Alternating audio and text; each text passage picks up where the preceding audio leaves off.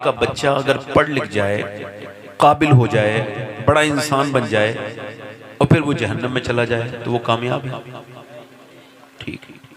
आपका बच्चा कम पढ़े लिखे, ईमानदार बने, हुजूर का आशिक बने और फिर वो उसकी जिंदगी आखिरत की बेहतर हो जाए और वो जन्नती हो जाए, तो ये ज्यादा कामयाब है या वो पहले वाला ज्यादा कामयाब है?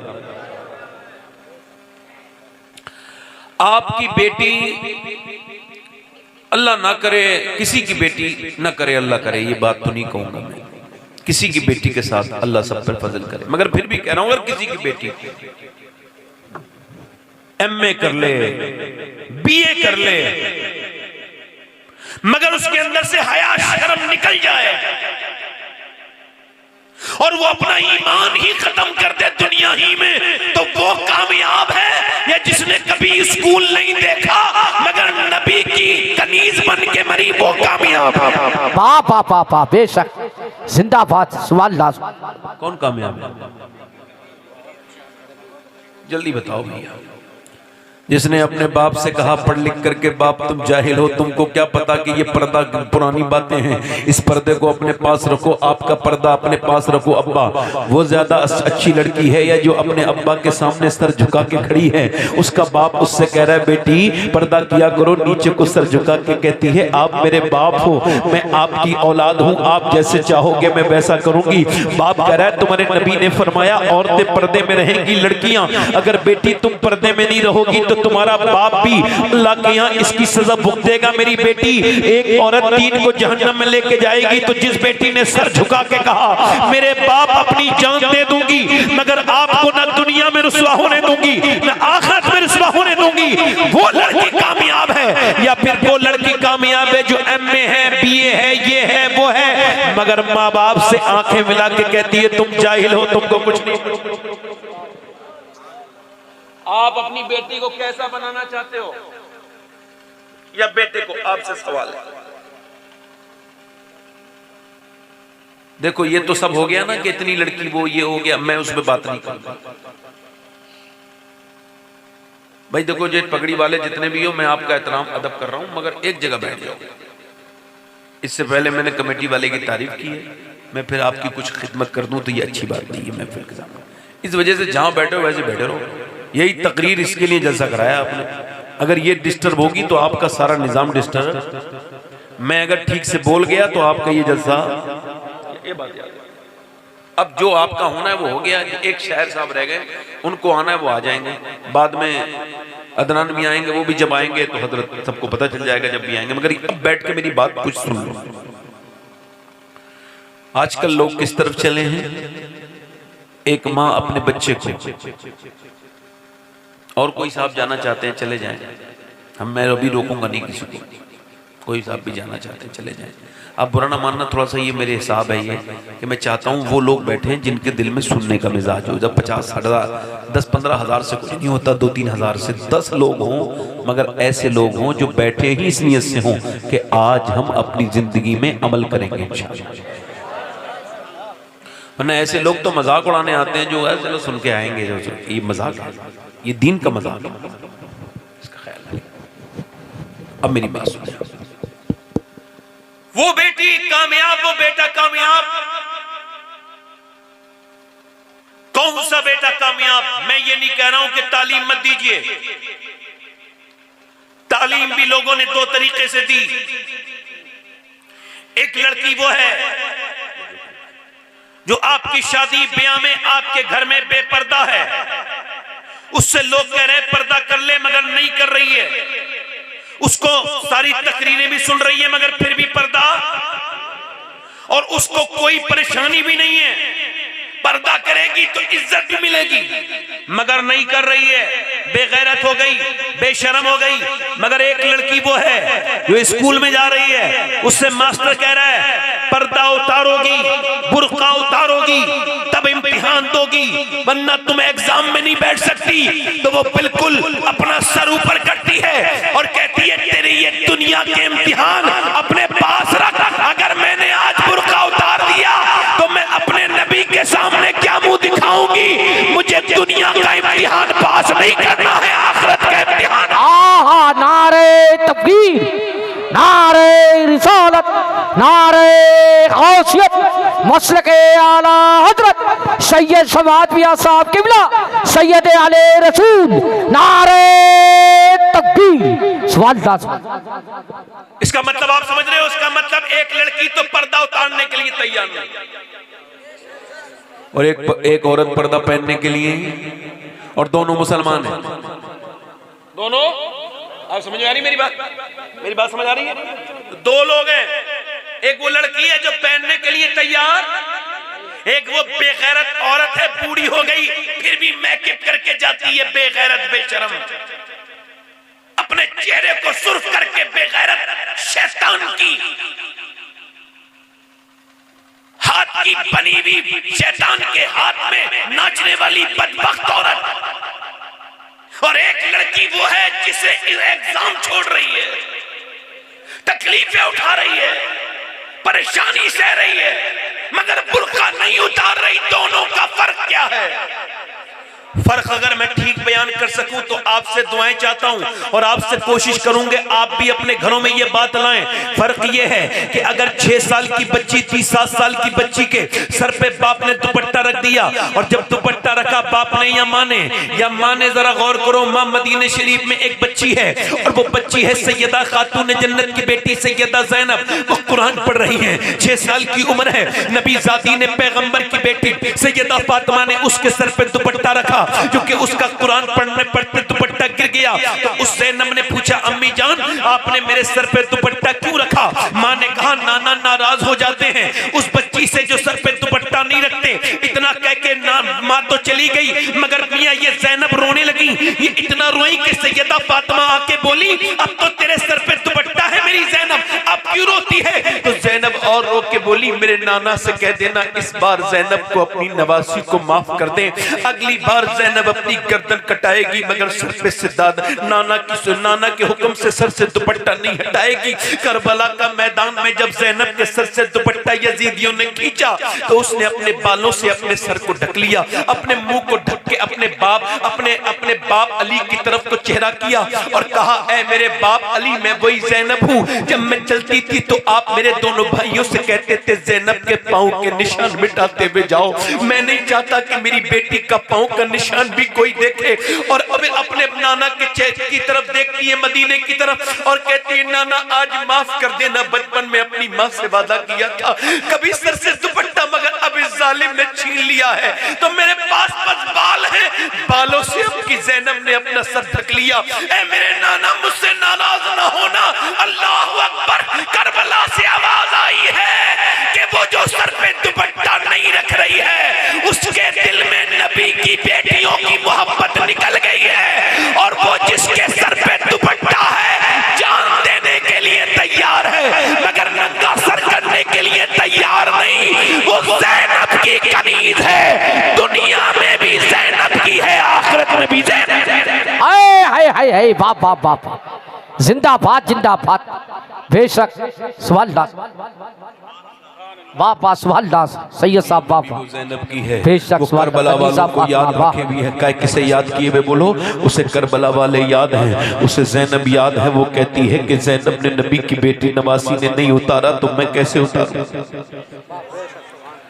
बोलो बोलो। ये जो है ना, ये जो दुपट्टा उतार नहीं रही है इसकी मां नेक है, और वो जिसकी दुपट्टा पहन नहीं रही है उसकी माँ बेशर्म है, बेगैरत है। बेगैरत औरत को अगर किसी ने अपनी बीबी बनाया तो उसकी नस्लें बर्बाद।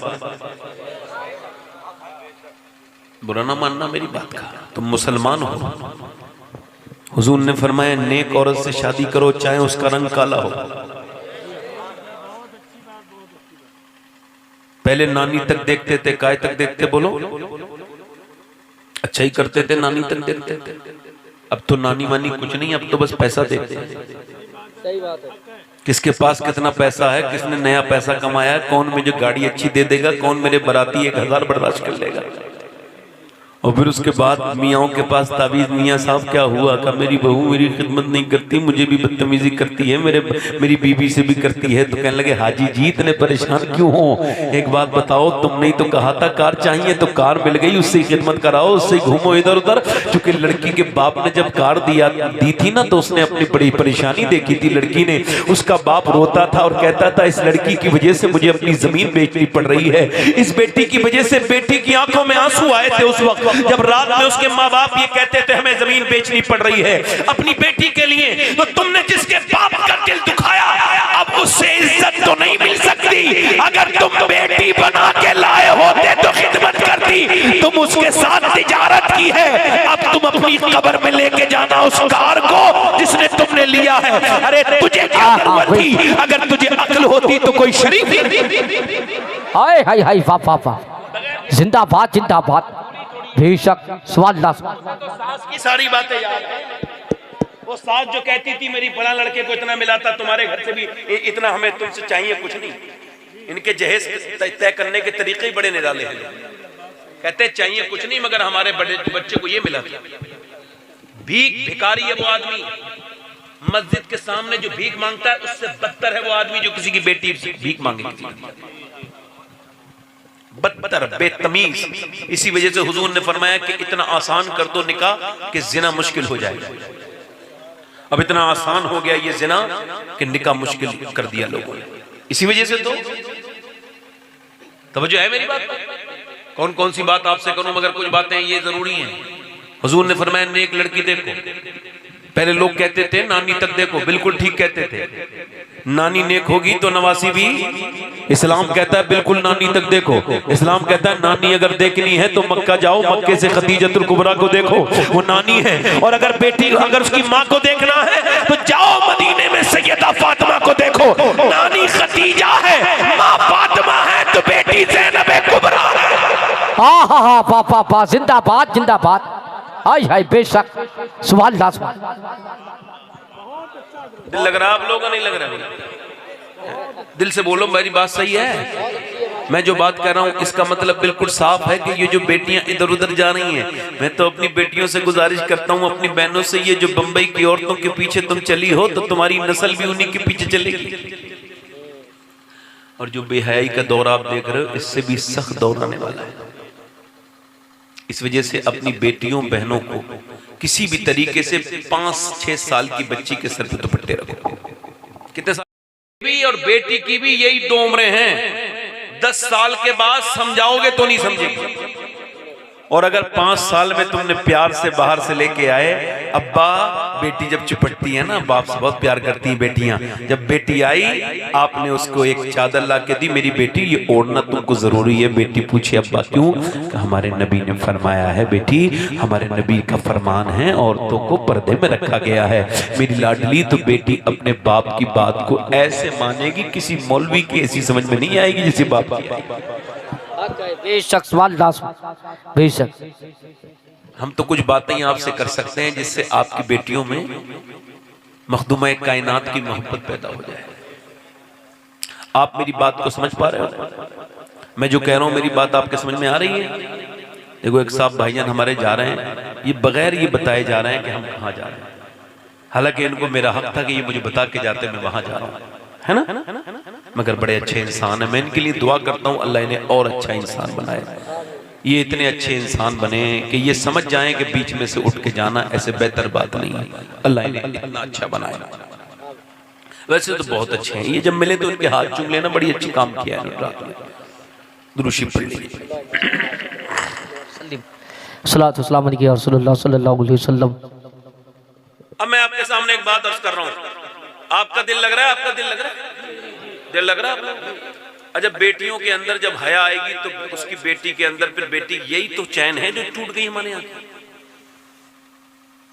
अब औरतों को मियाओं के ताबीजों पे बड़ा भरोसा है। अल्लाह के कुरान को उन्होंने लपेट के, एक जगह मैं गया तो एक औरत बोली मेरे घर में बड़ा जादू है, ये है वो है, दुनिया भर की बातें।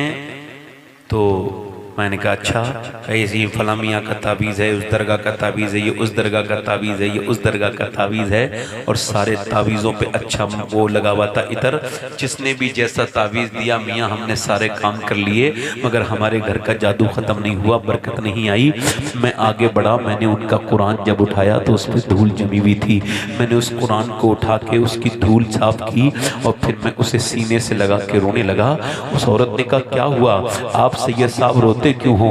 मैंने कहा जो तेरे नबी ने दिया था उस पर तो धूल जम गई, और जो ये ढोंगी होंगी दे रहे हैं उससे इतनी मोहब्बत करेगी तो मेरी बेटी यही होगी, यही होगा जो तेरे साथ हो रहा है। याद रख, कुरान ऐसी किताब है कि जिसका देखना भी इबादत है, जिसका पढ़ना भी इबादत है। मेरे हुजूर फरमाते हैं कुरान ये शिफा है। अल्लाह खुद फरमाता है वनुनज़्ज़िलु मिनल कुरानि मा हुवा शिफाउन व रहमतुल लिल मुमिनीन।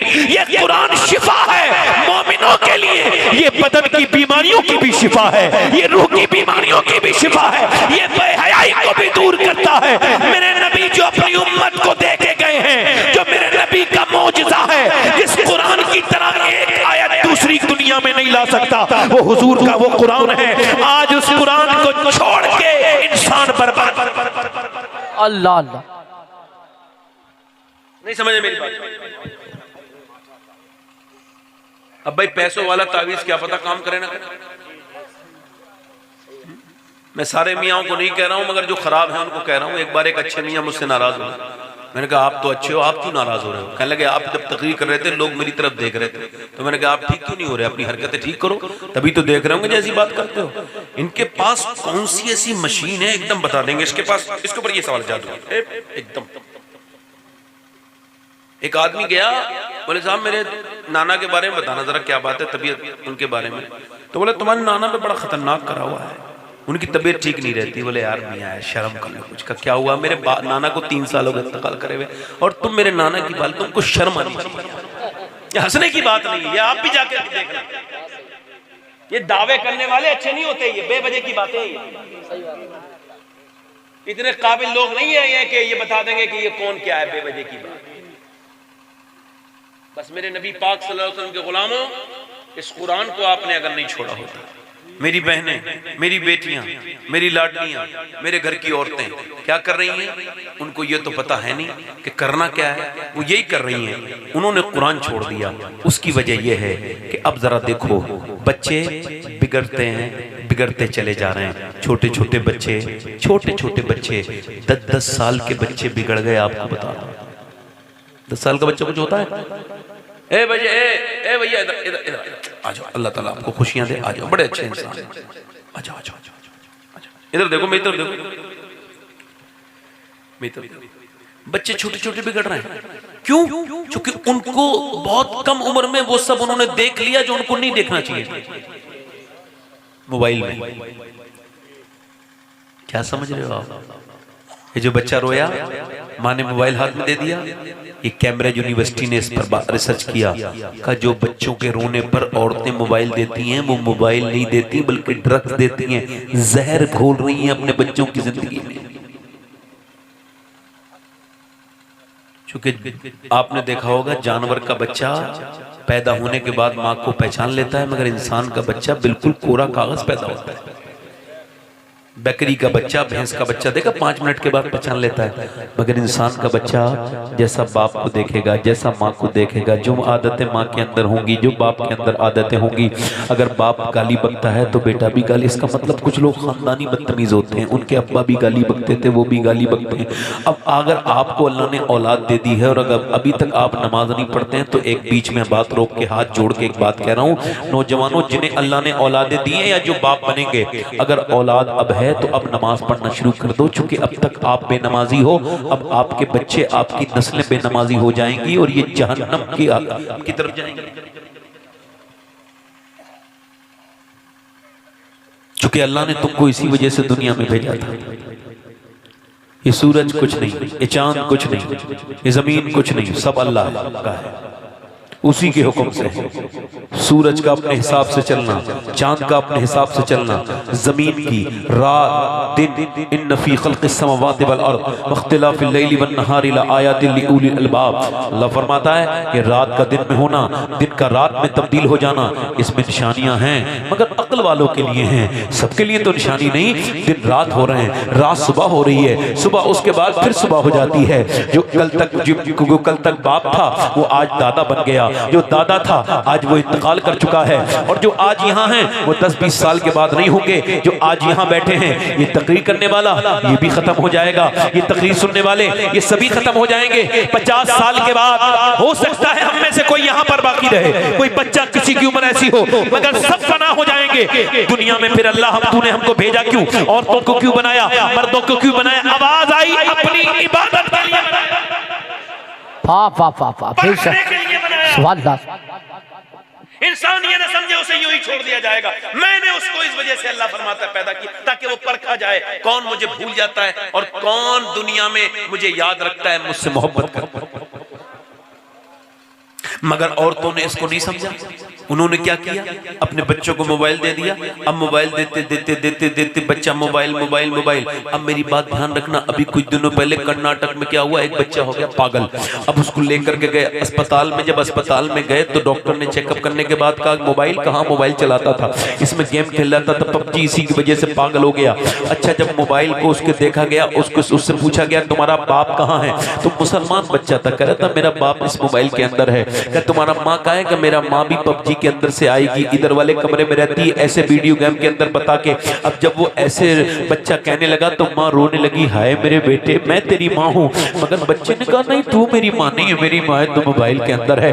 बाप कह रहा है मैं तेरा बाप हूँ। वो कहने लगा नहीं नहीं तू मेरा बाप नहीं है, मेरा तो वही बाप है जिसे मैं दिन रात जिसके साथ रहता हूँ। अब जब बच्चे को तुमने टाइम नहीं दिया, बिल्कुल वक्त नहीं दिया, वो रोया, तुमने मोबाइल दे दिया ना। बाप को भी बाज वक्त है। बाप इतना बड़ा जाहिल जो अपने घर भी आ जाए तो बच्चों से नहीं खेलता, मोबाइल से खेलता है। वो पबजी खेलता है, इंटरनेट देखता है, यूट्यूब देखता है। बेटे के हाथ में मोबाइल दे दिया। अब बेटा सुबह शाम मोबाइल मोबाइल। छोटा सा बच्चा दिमाग पागल हो गया और वो रो के कहने लगा मेरी माँ भी मोबाइल के अंदर है, मेरा बाप भी मोबाइल के अंदर है। माँ बोली मेरे लाल मैं तेरी माँ हूँ। उसने कहा नहीं नहीं तू मेरी माँ नहीं है। आवाज आई, किसी ने कहा और जाहिल पीछे हट जा, तूने इसको मोबाइल के हवाले किया, ये मोबाइल के हवाले हो गया। अगर तूने अल्लाह के हवाले किया होता तो ये अल्लाह के हवाले हो जाता। तूने इसको नबी के हवाले किया होता, ये नबी के हवाले हो गया।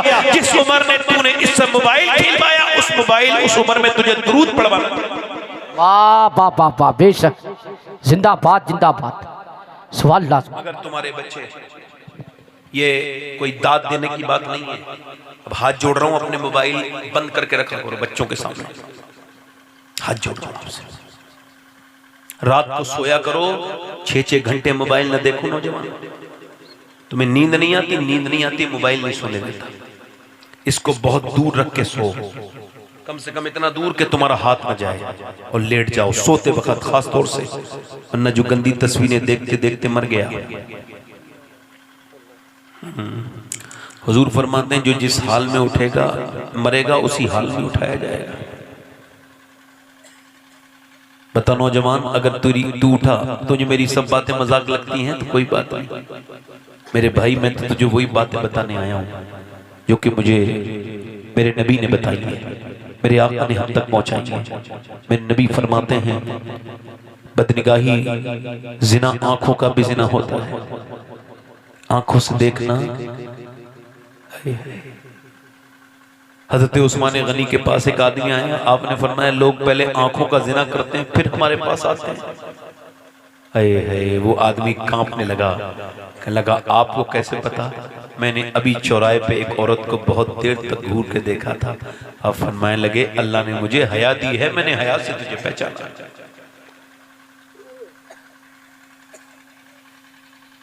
अब मेरी बात समझ आ रही है आपके? इधर देखो, इधर देखो, जो जिस हाल में मरेगा उसी हाल में, जल्दी बोलो, उसी हाल में उठाया जाएगा।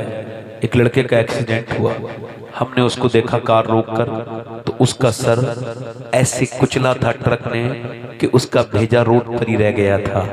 हाय हाय, कितनी तकलीफ थी उसको होगी, कैसे मरा होगा वो। मगर नौजवानों को इसकी परवाह नहीं।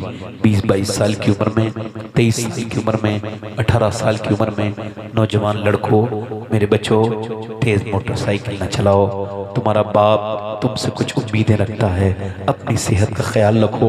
अगर तुम्हारा हाथ पैर से तुम लूले अपाइज हो गए तो सारी ये जितनी भी एक्टिंग है, अदाकारी है, ये सब आंख जब खुलेगी तो बड़ा मुश्किल। जाके देखो अस्पतालों में बरेली के रोज मोटरसाइकिल के तेज चलाने वाले केस आते हैं और डॉक्टर उनसे कहते हैं काश तुमने हमारी बातें मानी होती, हेलमेट लगाया होता, गाड़ी तेज नहीं चलाई होती तो तुम आज कौमा में नहीं होते। 18-18 साल के, 20-20 साल के बच्चे अपने माँ बाप के सामने बोझ बन गए। माँ बाप ने तो इस वजह से उनको पाला था कि हम आज इनका काम देंगे, मगर इन लड़कों ने तेजी के साथ मोबाइल शुरू कर दिया। मेरे दोस्त, मेरे भाई, मैं तुझसे कह रहा हूँ, अपने लिए न सही तो अपनी माँ के लिए तेज मोटरसाइकिल का कुछ नहीं बिगड़ेगा, वो तो खराब होकर फिर ठीक हो जाएगी। मगर तू अगर अपाइज हो गया, तेरी टांग टूट गई, या तेरी ऐसी जगह से टांग टूट गई, या तेरा हाथ ऐसी जगह से टूट गया कि फिर तेरा हाथ कभी ठीक ना हो पाया, या तेरा दिमाग ऐसा खराब हो गया, तो मेरे भाई कोई किसी का होता नहीं इस दुनिया में। अपनी सेहत का ख्याल रख मेरे दोस्त। मैं पूछना चाहता हूँ नौजवानों से, मेरे नबी पाक के गुलामों, अब जब वो मरा है तो उसके कान में जो लीड लगी थी वो भी निकल गई, मगर जब लोगों ने उसका मोबाइल निकाला फोन करने के लिए तो उसके मोबाइल में गाना बज रहा था। उसका जब आधार कार्ड देखा तो मुसलमान था। अब जो गाना सुनते सुनते मरा है, बताओ वो कयामत के दिन कैसे उठेगा। अल्लाह उस पे मेहरबानी कर दे, अपना फजल कर दे, उस पे अल्लाह अपनी मेहरबानी करे नौजवान पर। मगर मैं पूछना चाहता हूँ, ये गंदी तस्वीरें देख करके रात को सो जाने वालों, खुदा के लिए अपने रब से तौबा करो, अपनी आंखों को पाक करो। अगर इसी हाल में मर गए और कब्र के अंदर तुम गए और मुस्तफा जाने रहमत का जब तुम्हें दीदार होगा तो कैसे हुजूर को अपनी आंखें दिखाओगे? बोलो हुजूर को देख सकोगे? कहोगे या रसूल के फरिश्ते कहेंगे ये कौन है, बता कौन।